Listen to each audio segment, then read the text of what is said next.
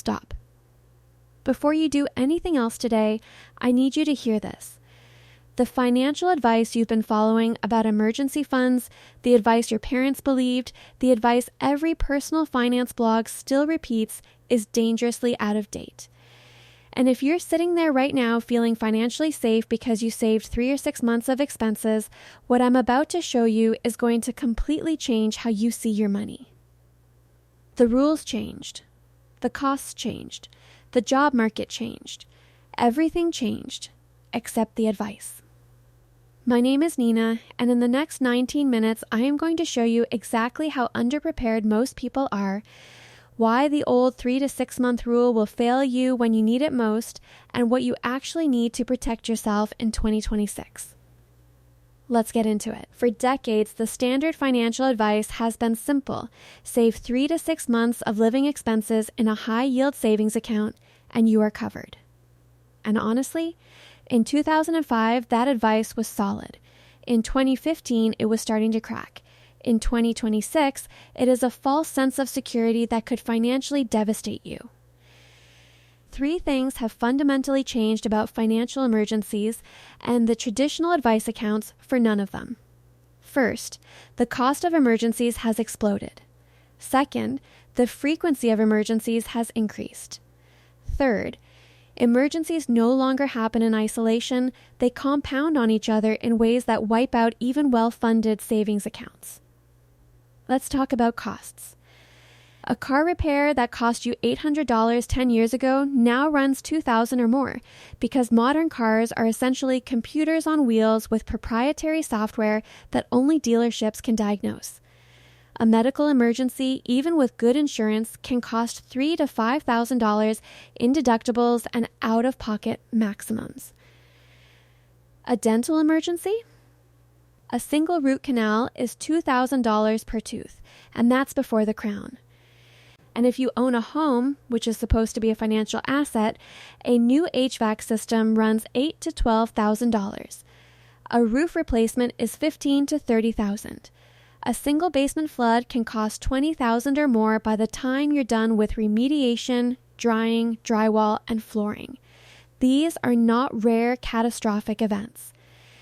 These are normal homeownership experiences that happen every decade or so. The traditional emergency fund advice was built around emergencies costing $1,000 to $2,000, amounts that wouldn't seriously damage your 6-month cushion. In 2026, a single emergency can wipe out 20 to 30% of your emergency fund, even if you saved the recommended amount. Have 2 emergencies in the same 6-month period, which is far more common than people realize, and you're basically starting from zero, despite having done everything right. I want to take you through a real scenario that plays out for real people every single day. Meet Jennifer. She's 29 years old, earns $72,000 a year, and she genuinely did everything she was supposed to do with her money. Her monthly expenses are $4,000. She followed the 6-month rule and saved $18,000. She felt good. She felt prepared. She was more financially responsible than most people her age. Then her company did a round of tech layoffs. Her entire department gone. Not because she performed poorly, not because she made a mistake, just business decisions she had no control over. She wasn't panicking at first. She had $18,000, 6 months of runway. She'd find something. She was talented. She had a great resume. Here is what actually happened, month by month, month 1. She filed for unemployment and started applying everywhere. Unemployment benefits gave her roughly $450 a week, about $1,800 a month. Her expenses were still $4,000. The bills don't pause for a job loss. She pulled $2,200 from her emergency fund just to cover the gap. Ending balance, $15,800. Month 2. The job market was brutal.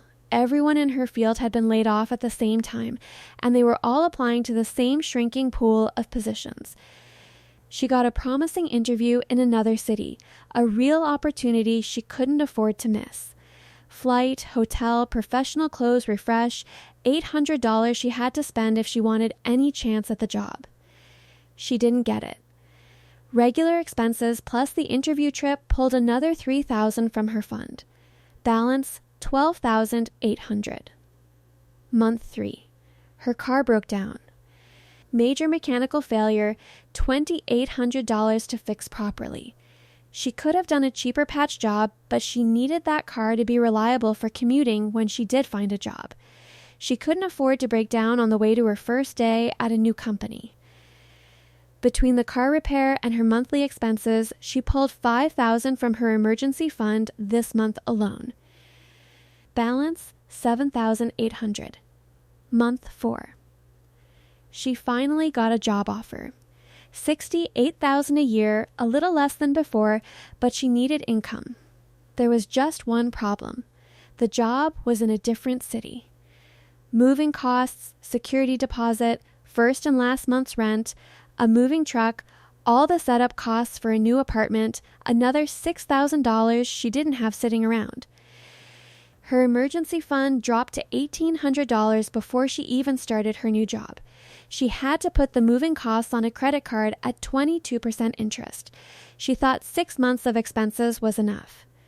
Her emergency fund lasted exactly 4 months, and that was with no medical emergencies, no dental work, no family crises, no unexpected bills beyond what I just described. Just one job loss, one car repair, and the ordinary costs of getting back to work. She started her new job financially worse off than before the layoff happened. More debt, no cushion.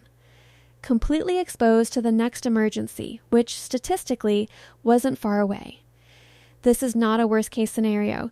This is a completely ordinary sequence of events that happens to real people across the country every single day. And the advice we gave them, the advice that was supposed to protect them, failed them completely. There are 2 reasons your emergency fund fails faster than the math suggests it should, and I almost never hear anyone talk about either of them. The first one is spending creep during an emergency. The second is inflation erosion while your fund just sits there.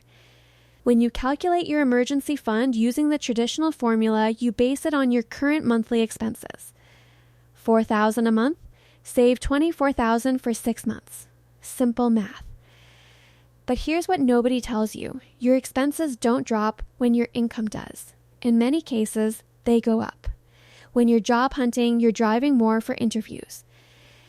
You might need to fly across the country for a final round. You're buying professional clothes you didn't need while employed. You're investing in certifications or training to stay competitive in a tough market. You might need to relocate for the right opportunity. Stress during unemployment leads to worse eating habits and more health issues, which leads to more medical expenses. Jennifer's $4,000 monthly budget was built for her normal, stable life. During the emergency, her actual spending was closer to $5,000 a month, 25% higher. Her 6-month fund, calculated on $4,000 months, should have lasted $24,000. But with actual emergency spending at $5,000 a month, plus a $2,800 car repair and a $6,000 relocation cost, she needed close to $29,000 just to survive the same 4-month stretch her fund only halfway covered. The formula was never designed for the reality of what emergencies actually look like. Now let's talk about the second hidden killer. Inflation erosion. Your emergency fund is supposed to sit safely in a high-yield savings account earning interest, patiently waiting until you need it. In theory, it's protected. In reality, it's being quietly destroyed every single day. Your high-yield savings account might be earning around 4% right now. But inflation on the actual things that constitute emergencies, car parts, medical care, housing repairs, moving services, is running 5 to 6% per year, which means your emergency fund is losing 1 to 2% of its real purchasing power every single year just by existing. Jennifer saved $18,000. 2 years later, when she needed it, that $18,000 had the real purchasing power of roughly $16,500, measured against what emergency costs had become. The car repair that would have been $1,800 when she started saving cost $2,800 when her car actually broke down. The moving cost that might have been $4,000 2 years earlier cost $6,000. The money stayed the same. The emergencies got more expensive. And that gap will keep widening every single year you leave your emergency fund target unchanged. Here is the cruel math that the traditional advice creates. If the average job search takes 6 months and you save 6 months of expenses, you will run out of money right at the moment you are most likely to find a job, but before you have actually started earning income again. You find the job in month 6. You don't receive your first paycheck until month 7. Your emergency fund is completely gone. You're going into high-interest credit card debt to bridge that final month, which means you start your new job already financially damaged. And that's assuming you find the job in month 6. What if it takes 7 months? 8? The buffer built into the traditional advice isn't a buffer at all. It's a margin of 0. Any delay at all sends you into debt. The 3 to 6 month rule was designed for a more predictable world where job markets move faster and a solid resume could get you hired in 60 to 90 days. That world is gone. The advice needs to go with it. I don't want you to walk away thinking this is only about job loss. Meet Sarah. 34, earns $85,000 a year, saved $30,000, a full 6 months. Financially responsible by every standard measure. Then Sarah had a complicated pregnancy. Bed rest, 5 months of reduced or zero income, $8,000 in medical expenses, household help, her husband's lost income, and regular monthly expenses continuing the whole time. Total needed $42,000. Emergency fund, $30,000. Shortfall, $12,000 in credit card debt despite doing everything right. Her $30,000 emergency fund was gone in under 4 months. This is why the traditional advice isn't just incomplete. It's genuinely dangerous. Then there's Marcus. 36, freelance designer, $90,000 a year, $36,000 saved, above the traditional recommendation. 2 of his biggest clients ended their contracts in the same month. His income dropped from $7,500 to $3,000. 5 months later, he'd burned through $27,000 rebuilding his client base. He thought he was prepared.